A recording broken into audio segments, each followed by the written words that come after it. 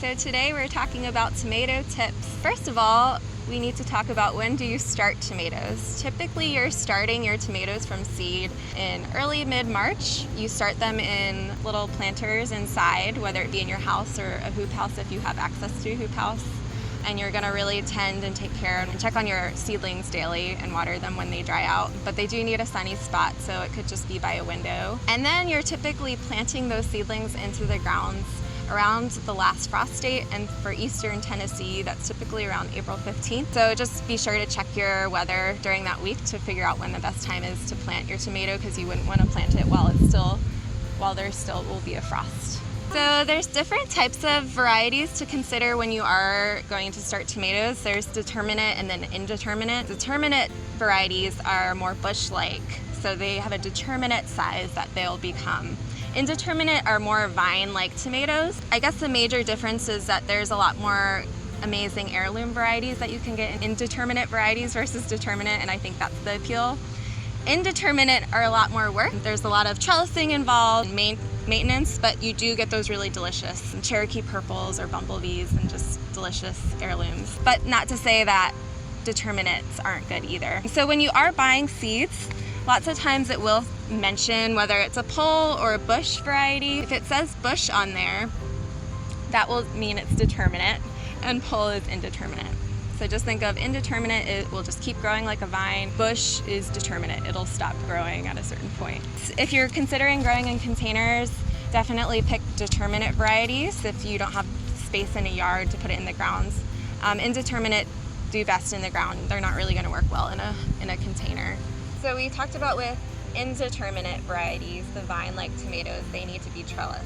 So this is a really great example of indeterminate variety that's growing at Beardsley Farm. It's called Bumblebee. They're little cherry tomatoes. But basically when you plant your indeterminate tomato, you're gonna wanna have something set up to begin with. So we set up stakes throughout this bed to prepare for our indeterminate tomatoes. And as they grew, we kept trellising. This method of trellising is called the Florida weave. It's really efficient if you are growing a lot of tomatoes. I think we have something like 15 tomato plants just in this row, and it's become really easy using this method. But you can, if you're just at home, it's really easy to use tomato cages or plant your tomato near a pole and string it up onto the pole as it grows. It really depends on your garden and your space.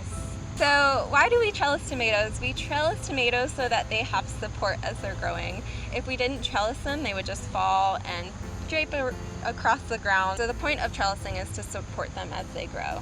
Okay, so we're gonna talk about pruning. Why do we need to prune tomatoes? Tomatoes need to be pruned so that they can be more manageable. For one, they need good aeration. So pruning your tomatoes helps more airflow to prevent diseases that might spread through the foliage. So what do we prune when we're looking at a tomato plant? What are we looking for when we're pruning? We're looking for two main things to start. We're looking for the suckers. I like to think of them as like the opposite armpit of the stem. So if we look really closely, we can see a couple of suckers growing. Here's a main stem. They tend to grow down, and the thing that grows upwards is called a sucker. So I see two right here. And if we're gonna prune them, we can usually, if they're really small, we can take them off with our finger. But if they become a little bit bigger, we might wanna use a blade to prevent ripping of the tomato plant. If there's too many big wounds, it can cause more diseases in the tomato plant. Another thing we're looking for when we're pruning, a thing I like to talk about, is making sure to prune at the base of the plant.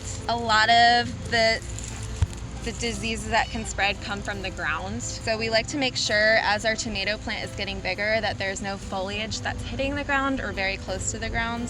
That helps prevent diseases. There's sometimes lots of infectious spores that can leak into the tomato plant when rain falls and splashes up and hits the foliage. So just keeping foliage away from the ground helps prevent that from happening. So we'll typically, when we're looking to prune, we're looking for the base and making sure that there's no new stems growing out there too, or if there's overflowing foliage, we're pruning that off. So you can see that we've already done that here. So when we're pruning tomatoes with a blade, one thing to consider is to disinfect your blade, and usually what I use is rubbing alcohol, but you could also use a bleach solution. So if you're gonna be pruning multiple plants, the reason you're disinfecting your blade is so that you don't potentially spread disease that might be in one plant to the next. So what I do is I find a little cup and some rubbing alcohol, and I just pour my rubbing alcohol into my cup. You can also just dab it onto a paper towel. Either one's fine. You'll take your blade. I use a box cutter razor blade, and I disinfected my blade, just dipped it in there. So I found a sucker that I want to prune because this one's big. It's not really gonna work well to just pick it off like the little suckers. This one here, and also it's just like taking up a lot of space, and it'll help aerate the plant a little bit more. So what I'm gonna do is just take my blade and gently cut through, and there we go. We took our sucker off. This was a really big one, but ultimately this one, removing this branch, will help the plant out a lot. You just gently be careful of your hand so you don't cut yourself, and you just take it off like that. You could use pruners or a razor blade, whatever works best for you. So I'm disinfecting my blade again. This is an example of new starts coming from the base of a plant. We want to get out. It's basically growing a new plant, and we don't need this. So I'm going to use my blade and find the base where the stem is growing. It's really close to the bottom, and kind of just take that off.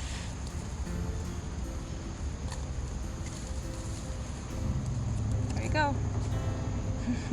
So now we're going to talk a little bit about ways to prevent diseases. Tomato plants are really susceptible to getting diseases, so it's good to be on the defense and prepared. So things that will help prevent diseases from spreading. One thing you can do is when you're watering your plant, you want to water at the base of your plant. So if you're using a watering can or hose, just hold it to the ground, making sure you're not getting the foliage wet. Or if you're going to use irrigation, make sure you're using drip tape. Sprinklers won't work well for tomatoes. Basically, when the foliage gets wet, that's usually when diseases spread. So that's why you're trying to water from the base. Also, it helps to water your plant in the morning, so it can drink more water. Usually when it's really hot in the middle of the day in the summer, it's going to evaporate very quickly. So you want to water your tomatoes in the morning or maybe in the late evening if that works better for your schedule. Another tip is to mulch your plants. Mulching helps because a lot of the diseases that spread come from the soil. So if you're covering your soil with a mulch or landscape fabric,